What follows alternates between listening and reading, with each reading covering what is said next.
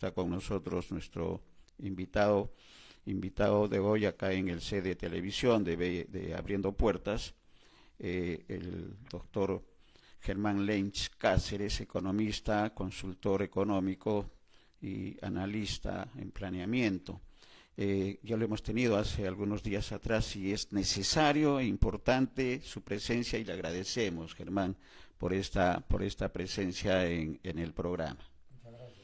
Y solamente para empezar a hacer la entrevista, un saludo a todos nuestros compatriotas muy breve que están en el territorio nacional, costa, sierra, selva, pero también más allá a los peruanos en el exterior, los 4 millones de peruanos que están en los diversos países del mundo. El saludo también para todos ellos, en especial a Francia, donde tenemos una sintonía importante igualmente en España. Entramos al terreno, estimado Germán. Déficit fiscal 2025.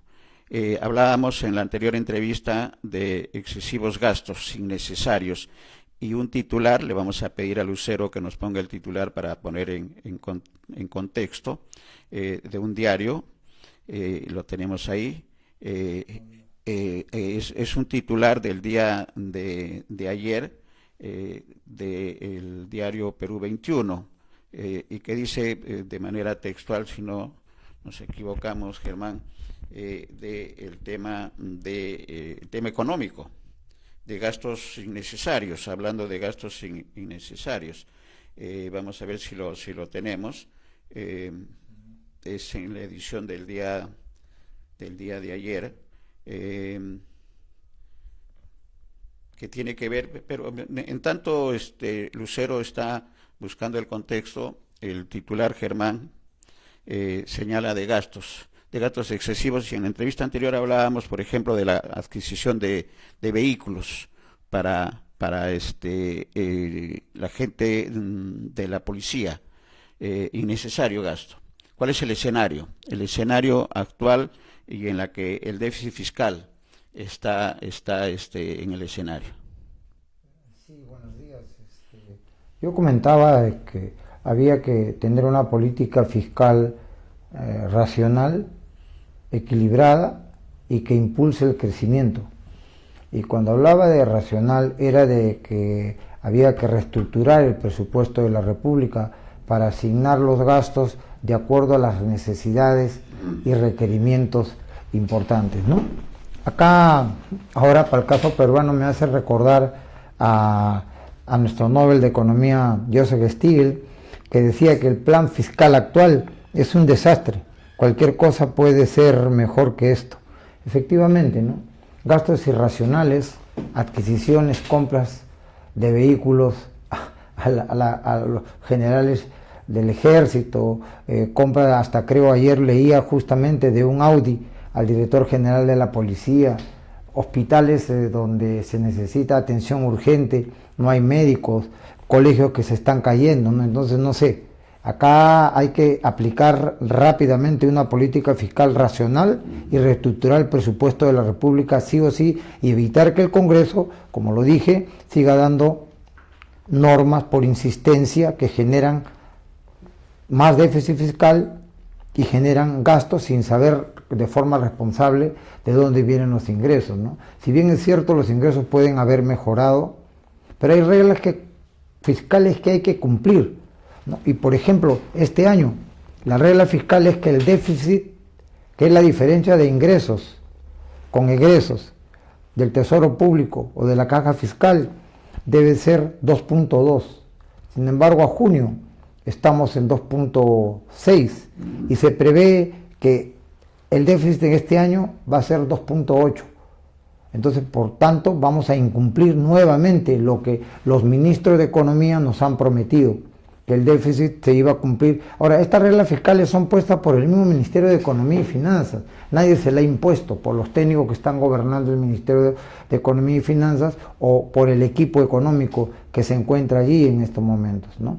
Entonces, ¿qué clase de política fiscal se está aplicando? ¿No? ¿Cómo se están generando? ¿Qué está haciendo la SUNAT? ¿Qué está haciendo la Unidad de Inteligencia Financiera? ¿Cómo salen a recaudar? ¿Cómo ampliar la base de recaudación? ¿No? Y esto pasa simple y llanamente por una reestructuración que hay que hacerla de forma urgente para que pague el que tiene que pagar, porque hay gente que tiene una cantidad de negocios, una cantidad de movimientos y no está pagando impuestos. No vemos a la unidad de inteligencia financiera que ha sido creada justamente para eso, porque el ITF es un impuesto que se creó, era para hacer una seña de la gente de los movimientos que tenía en la banca. Sin embargo, hoy día lo han usado como para recaudar recursos, y eso no fue creado para eso, ¿no? O sea, algo que fue creado que tiene un objetivo y una meta que cumplir debe ser orientado para eso. No veo a la unidad de inteligencia financiera, ¿no?, hacer denuncias sobre estos temas de excesiva movimiento de recursos de gente que no paga el impuesto a la renta, por ejemplo, ¿no? Y así también hay una serie de evasiones que hay que evitarlas, pero no se trata solamente de ir a cobrar, se trata de ir a hacer docencia pública. ¿Para qué te cobro? ¿Qué voy a hacer con los recursos que te cobro? Porque acá la gente no sabe qué se hace con su plata, ¿no? Se ve gastos improductivos, y eso, pasajes, compra de pasajes, vuelos todos los días, clase A, primera, que seguro con su carro no lo hace, con un carro del Estado sí, abusan de los consumos, y eso hay que pararlo, pues. Claro. Eso se para sí o sí a gente que conoce. Pero la Servir decía, ¿no?, el 80% de funcionarios que trabajan en presupuesto, inversiones y planeamientos no conocen en lo que trabajan. Entonces, ¿cómo vamos a querer una buena hacienda pública, ¿no? En ese trabajo, en esa labor de fiscalización que estamos hablando y que no se está cumpliendo, Germán, ¿qué papel tiene la Contraloría? Y no hablemos del Congreso de la República, que una de sus funciones es precisamente fiscalizar, pero vemos que este Congreso no está fiscalizando, pero la Contraloría, ¿qué comentario con respecto a estos docentes que tienen también labor de fiscalización para estos gastos excesivos y además innecesarios, como bien estaba señalando, ¿no? Claro, en el sector público se ejecutan gastos innecesarios. Cada vez que llegamos a los meses de octubre, noviembre y diciembre, en muchos ministerios sobra recursos y se ponen a comprar cualquier cosa. Así fríamente lo digo, cualquier cosa con tal de gastar, y de eso no se trata, ¿no?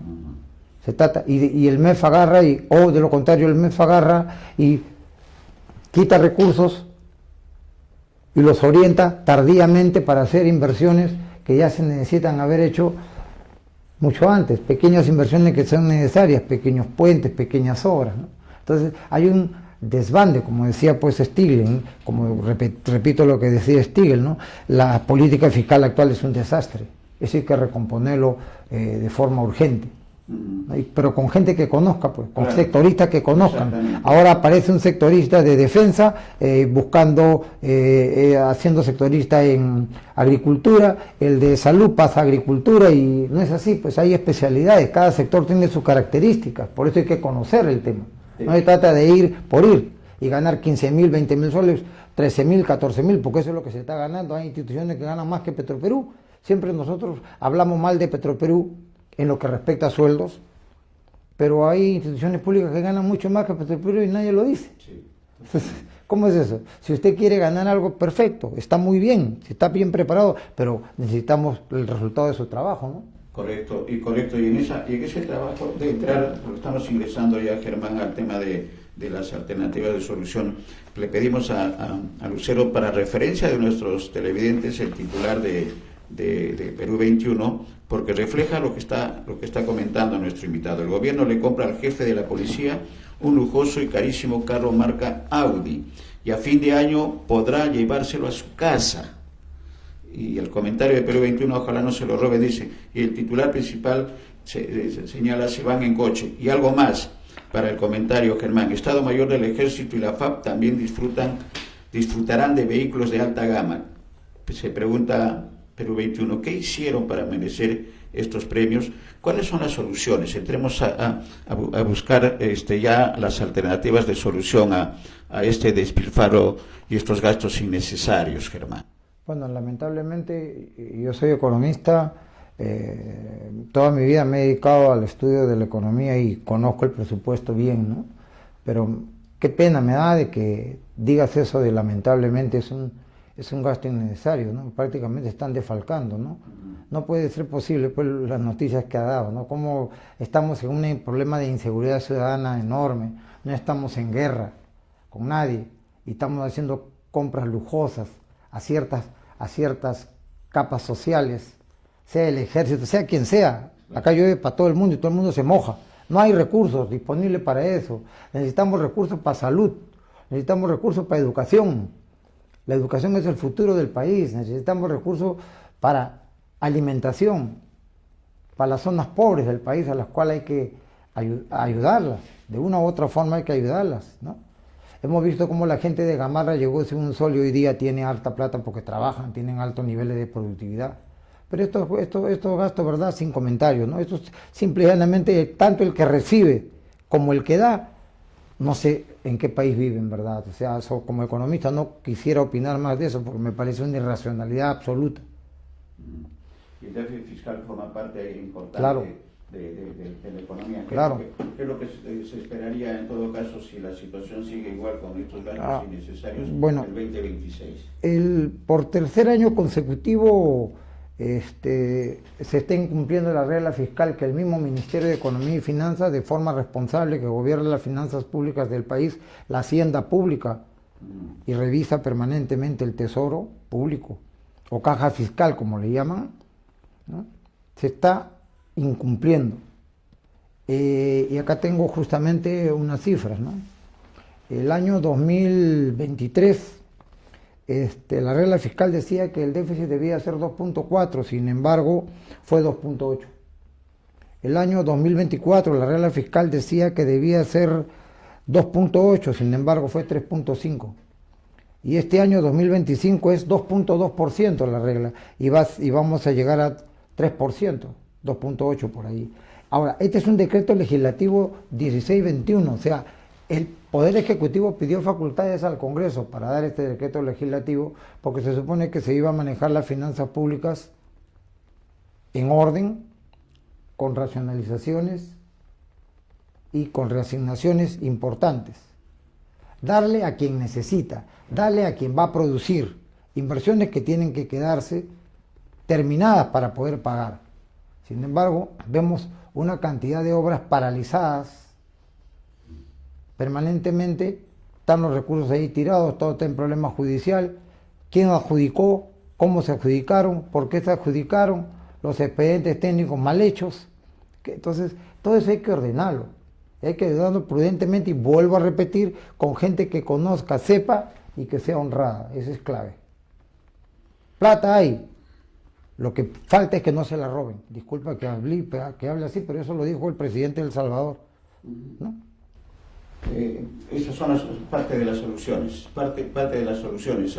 Hay algo más, hay que incentivar producción, hay que mejorar el control de la minería, cómo generar ingresos en la minería, además de los que ya hacen en la minería legal, cómo ingresar al tema de la minería ilegal y que pueda generar ingresos al Estado, Germán.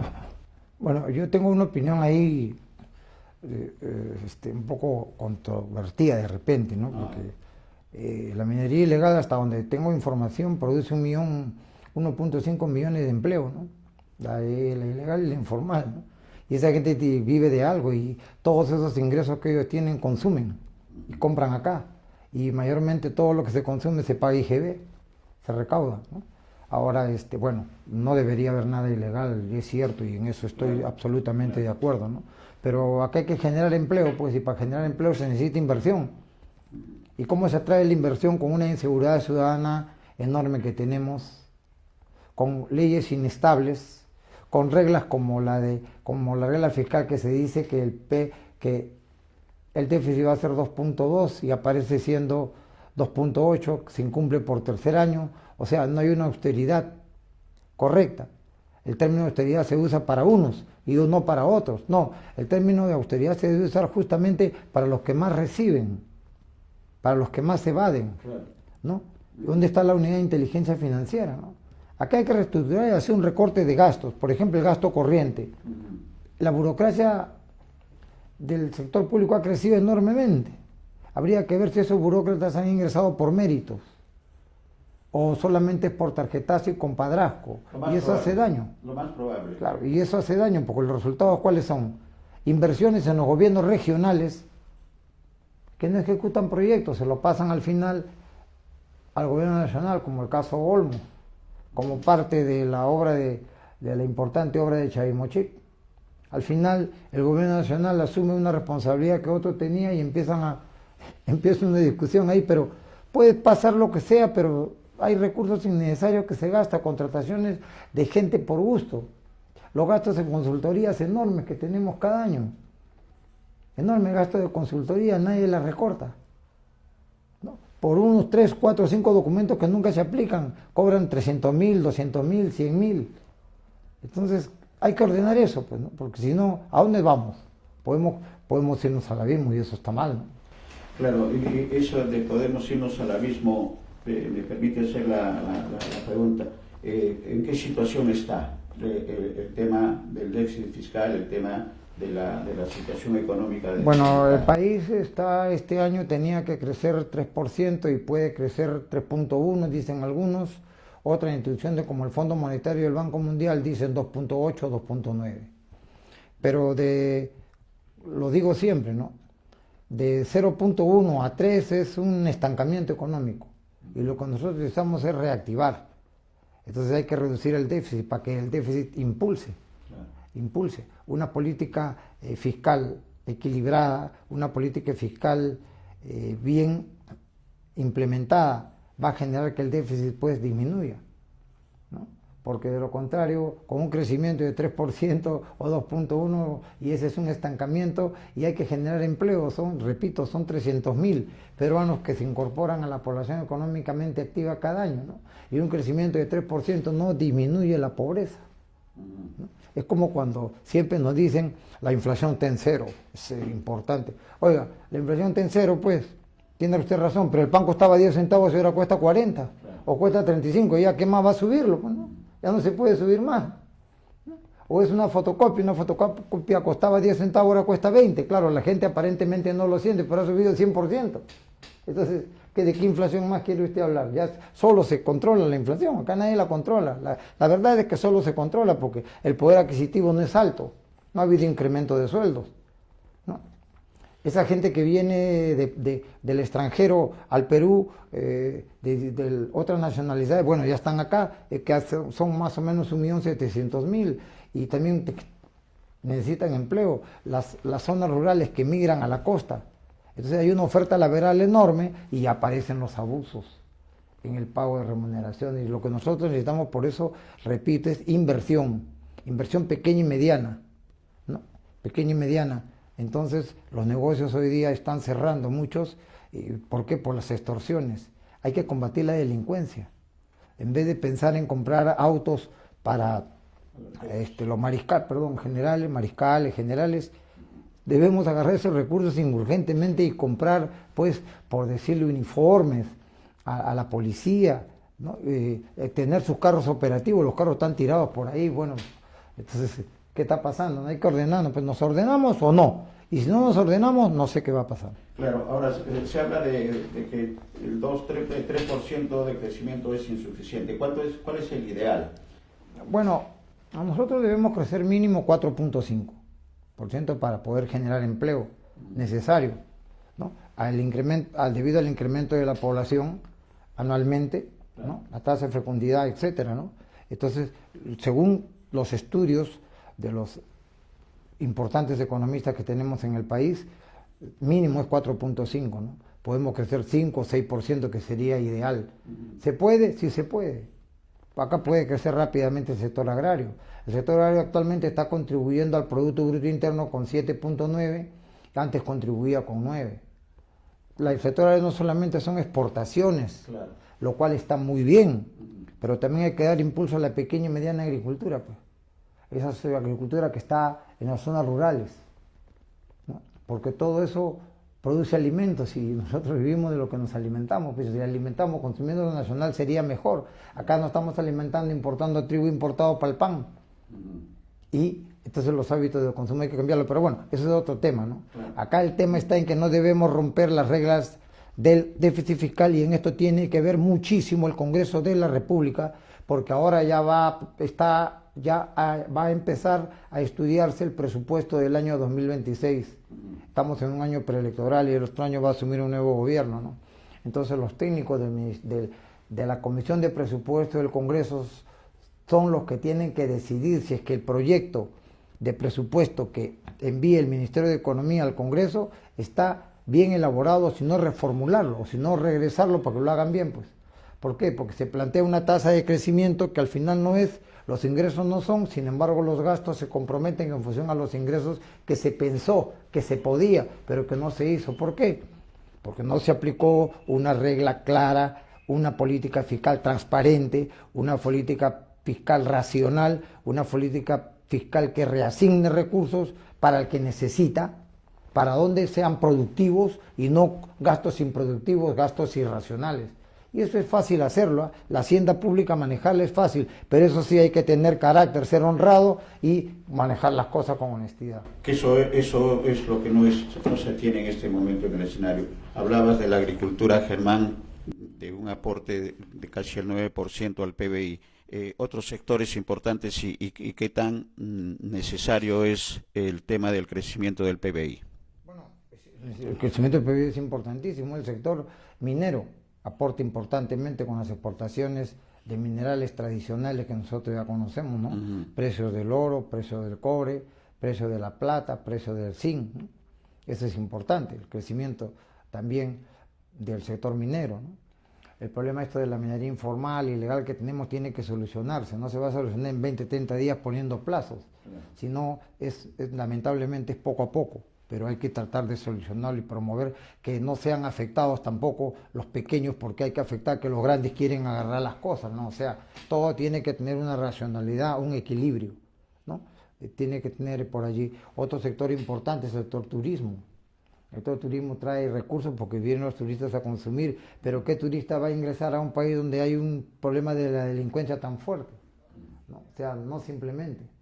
Por eso acá, Poder Judicial, Fiscalía de la Nación, Poder Ejecutivo y Poder Legislativo, todos tienen que ponerse de acuerdo y actuar con rapidez, porque lo que se hace, se forman comisiones, empiezan a generar gastos. En el Congreso hay cuántas comisiones que se han conformado que tienen gastos de 200.000, 300.000 soles contratando gente, pero ¿cuál es el resultado? Ni uno. Ese es el escenario actual. ¿Qué otras propuestas se puede trabajar, como dices, con técnicos honestos, primero altamente capacitados, que pueda mejorar la economía, que está, como hemos dicho varias veces, está en piloto automático? Mira, acá voy a hacer una propuesta que de repente a muchos no les va a gustar. Yo no soy, como le llaman, rojo, de izquierda, ni tampoco soy de derecha, ni caviar. Yo no, bueno, el término ese no lo entiendo, a pesar que mi amigo Herbert Mujica fue el que trajo ese término al Perú, ¿no? Y no, pero sin embargo, hablo del impuesto a la riqueza. A los ricos o las grandes empresas deben pagar más impuestos. Pero voy a hacer un pequeño antecedente. ¿Quién los ha propuesto? Porque no es una propuesta mía. Esto lo propuso Bill Gates. El multimillonario Bill Gates dijo que él es partidario de que los ricos paguen más impuestos. Bill Gates, ¿no? O sea, él no es de izquierda, ni comunista, ni nada de eso, ¿no?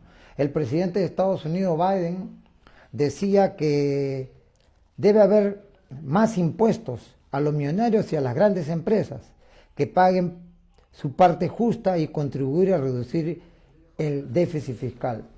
Bueno, en economía, Paul Krugman, premio Nobel de Economía, también decía que ponerle impuesto a la gente rica consiste simplemente en hacerle pagar la parte del financiamiento de las políticas públicas que al resto de la población necesita.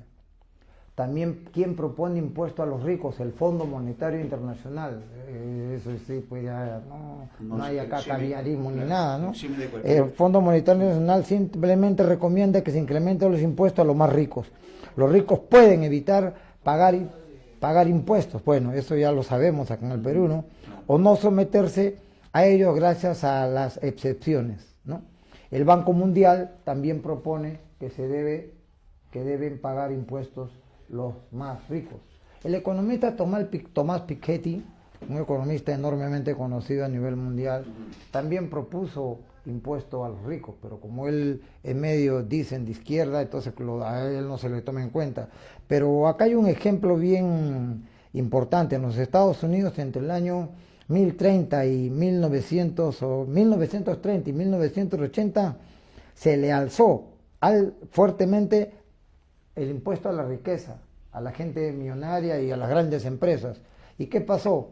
La economía empezó a impulsarse, porque había recursos, claro, ¿no?, fiscales que se podían ser bien orientados. Por eso digo, acá el tema está por orientar bien los recursos, racionalizar los gastos y darle a donde se requiere, que van a ser productivos, no improductivos. Y eso lo tiene que hacer la hacienda pública. Por eso siempre proponía yo, finalmente, en este aspecto, es lo siguiente, ¿no?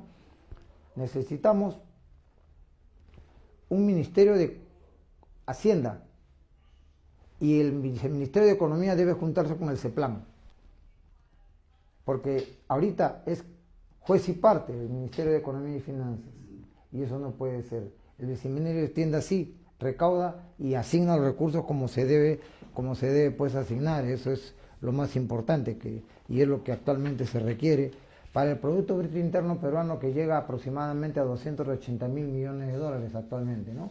Y eso es necesario, pues, hacerlo, no queda otra, ¿no? Y el impuesto a la riqueza, que con todos estos antecedentes de instituciones internacionales que tienen que ver con economía, y también Bill Gates y el presidente Biden de Estados Unidos, indica de que es factible. En nuestro país es posible, es factible. ¿Cuál sería el trámite? Por ejemplo, los bancos. Los 4 bancos grandes, estos últimos años han tenido 8.000 millones de utilidad. Y le pueden poner impuestos.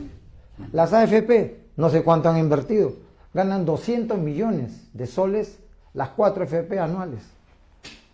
¿Cuánto han invertido ellas? No lo sé. Lo que sí sé que viven de los que a nosotros nos hacen aportar, ¿no?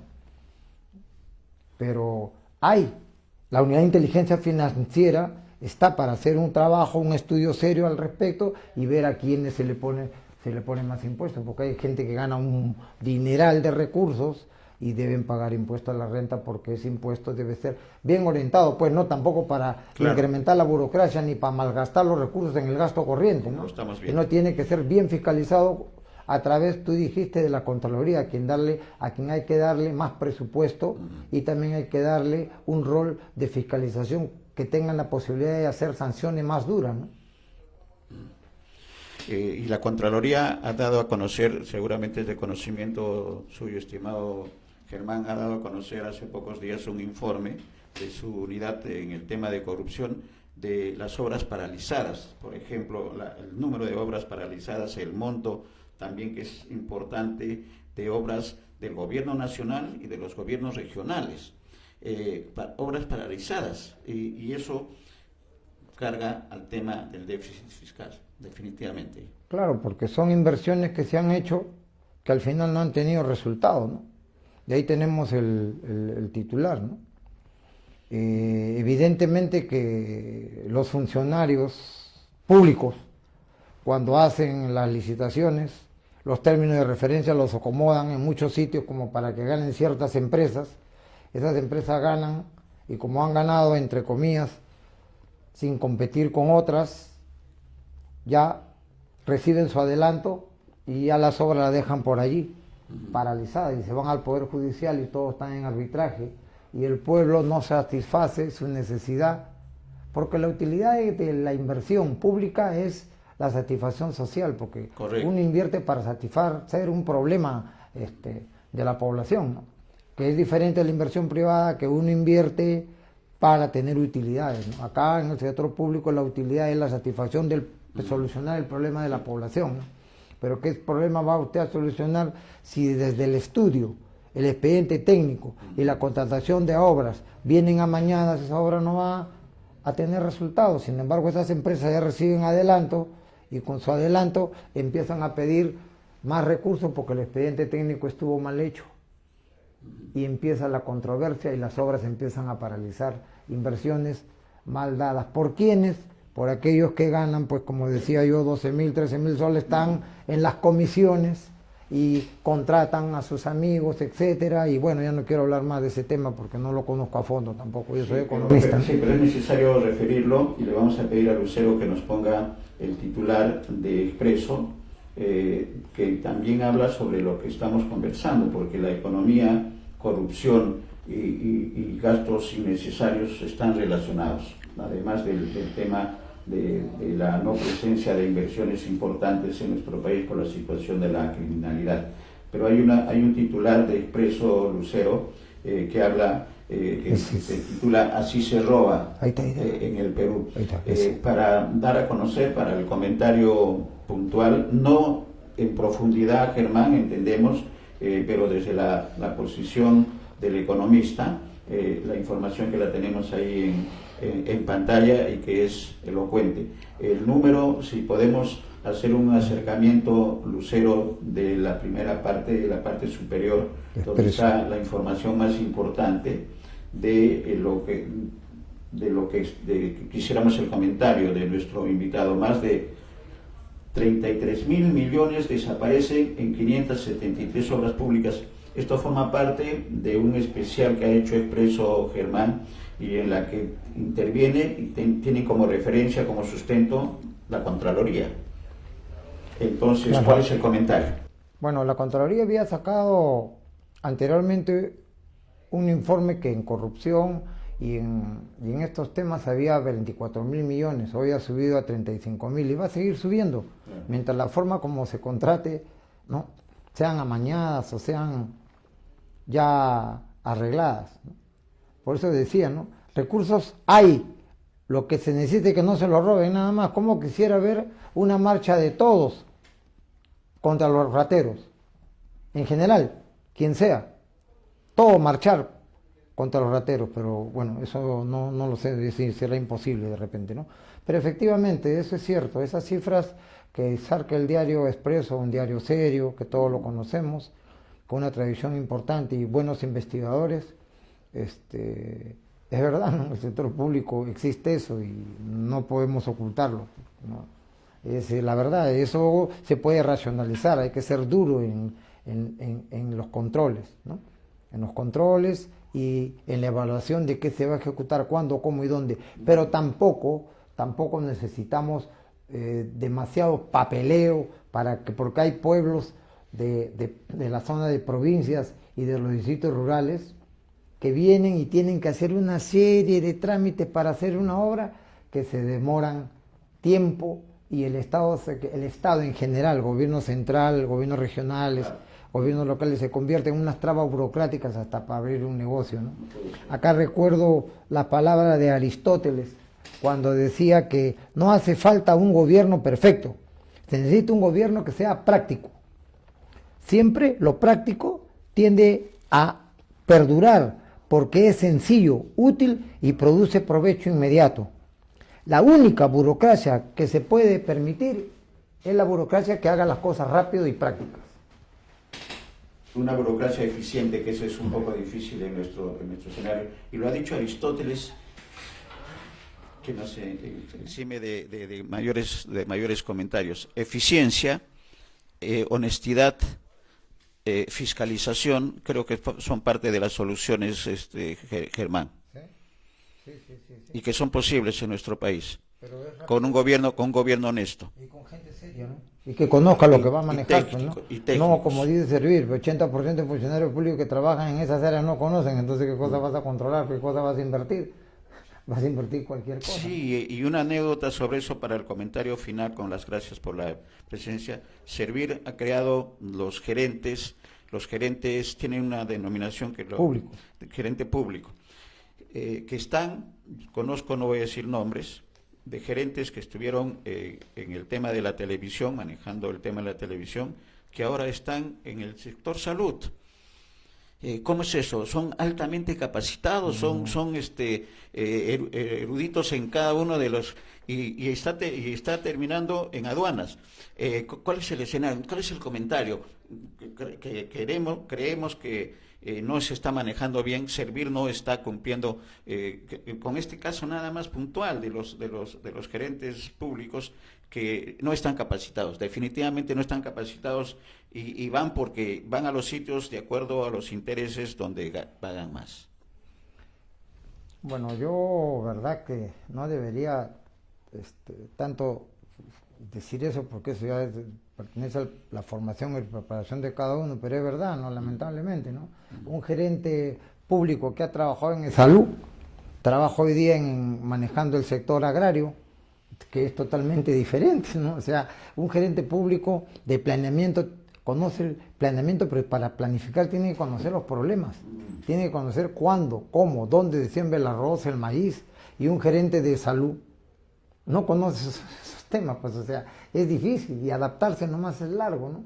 O sea, por eso hay especialidades. De repente ahí se está haciendo o se está cometiendo una confusión, ¿no? Y yo opino lo mismo que tú, ¿verdad? ¿No? Que hay una cuestión ahí que hay que arreglarla, ¿no? Yo no sé, no estoy hablando contra Servir, pero creo de que gerente público para especializarlo tiene que ser por materias, pues. Porque, o sea, la gestión pública es perfecto, es una, porque las reglas son generales, ¿no? Pero para planificar hay que saber la problemática, pues la problemática no se atiende de hoy a mañana. Yo tengo 30 años en presupuesto y hoy día recién lo conozco bien, ¿no? O sea, no es fácil. Totalmente, totalmente. Y Servir, yo tengo una opinión quizás más dura, Germán, con respecto a Servir, que dicen que no sirve para nada, y me refiero no a los gerentes públicos en este comentario breve, sino al trabajo que realiza Servir en las instituciones públicas. Le da más importancia al funcionario que ha sido trasladado al gerente público que al trabajador que está de 10 años, de 15 años, de 20 años de experiencia en el sector. No lo toman en cuenta. Entonces, ¿cómo se va a mejorar productividad? ¿Cómo va a ser más eficiente una empresa pública si los gerentes llegan para ver en qué escenario está y qué es lo que hay que hacer? Y recurren a los trabajadores más capacitados, pero que no son promovidos y siguen con los mismos sueldos. O sea, ahí hay un desfase generacional, digamos, primero, y segundo, que con un sueldo que queda congelado. Entonces, ¿qué hacer ahí en ese tema, ¿no? La productividad tiene 3 factores importantes. Lo decía, el 35% es teoría, el conocimiento que te lo da la universidad. Correcto. El otro 35% es la experiencia. La experiencia es fundamental. Y el final, el 30% es la capacidad, la habilidad de aplicar el sentido común, de hacer gestión, ¿no? Entonces, muchos de los funcionarios que están actualmente manejando, muchos, no todos, porque hay brillantes funcionarios, ¿no? Tienen formación teórica importante, pero no saben cómo solucionar un problema, ¿no? Sí, pues. Y los otros tienen alta experiencia y sentido común para aplicar las cosas, y al final no se necesita tanta preparación teórica, porque la experiencia les da, depende cómo estén ubicados. La cosa en el sector público, en estos momentos no hay eso. Y se pensó que Servir servía para eso, pues. Pero ya que tú dices que Servir no sirve para nada, bueno, yo no conozco tanto el tema de Servir, pero creo que tampoco sirve para nada. Sí, está en esa línea y en la parte ya final, con las gracias, Germán, un comentario porque hablabas y hablamos, amigos televidentes, de gerentes que están en sectores que no conocen. Y agricultura es un sector, como bien has dicho, generador de riqueza, generador de mano de obra, que necesitan los 300.000, 400.000 jóvenes que cada año se integran a la población económicamente activa, pero está siendo manejado mal. Hemos hecho un comentario hace pocos días y solamente queremos el comentario técnico, Germán, del PSI. Y hay un titular en lo que está siendo Expreso, en este especial de Expreso, de la corrupción, que se refiere a Olmos. Y el PSI, que es un programa subsectorial de irrigación, maneja, como bien lo has dicho también en algún momento, grandes proyectos. Y se está hablando de que hoy en el Congreso de la República, si lo podemos tener, Lucero, referido a Olmos, en el trabajo de investigación de Expreso, que hoy estaría definiéndose, Germán, en el Congreso de la República, el tema de Olmos. ¿Qué tan en dinero, qué significa el tema? Es un tema, Lucero, de Olmos, que lo tenemos ahí en interno. Pero el comentario, Germán, en tanto tenemos la información que la da a conocer Expreso, que hoy el Congreso estaría definiendo un tema del proyecto Olmos. Bueno, mira, millonario. La verdad que no conozco mucho a fondo el tema, pero que yo, hasta donde yo sepa, el programa sectorial de irrigaciones, tener la responsabilidad de Olmos no es así. Eso sí lo digo porque lo conozco por ahí más o menos, ¿no? El tema de Olmos era tema del gobierno regional, ¿no? Y en todo caso el PCI podría finalmente haber entrado a ayudar, pero que él sea el responsable de la ejecución de esa obra, no lo creo así, no, verdad, no lo conozco, digo, no lo sé mucho, no conozco, ¿no?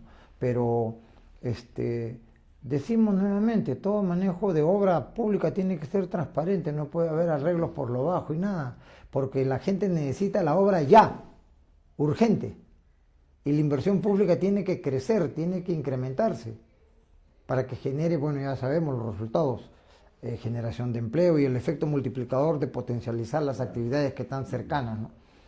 Entonces, ¿qué se quiere en el Congreso? De repente es un crédito suplementario que se está debatiendo ahí, ¿no? Habría que sustentarlo bien el crédito suplementario, técnicamente, sobre todo técnicamente, ¿por qué?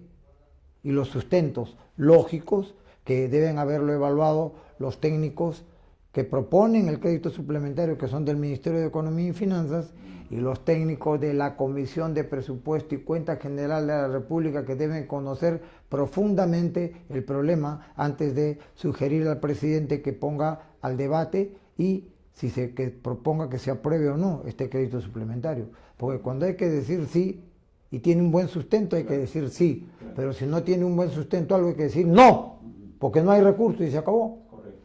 Por eso, y nos comprometemos nosotros como periodismo independiente de ampliar un poco más este tema de Olmos, porque lo ponemos en condicional, estaría involucrado el propio ministro de Economía y Finanzas actual. Entonces, la cosa es bastante delicada, pero para ser neutrales en el tema, lo ponemos en condicional. El Expreso sí lo pone como que ya es un faenón, una palabra que se utilizó hace algunos años con respecto a este tema de la corrupción y que tiene vigencia. Gracias, Germán. Gracias sí, quería terminar recordando unas palabras de un economista francés, Claude Frédéric Bastiat, que decía: la gente empieza a darse cuenta que el aparato del gobierno es costoso, le cuesta mucho. Lo que todavía no se da cuenta es que ellos son los que lo pagan. Muchas gracias.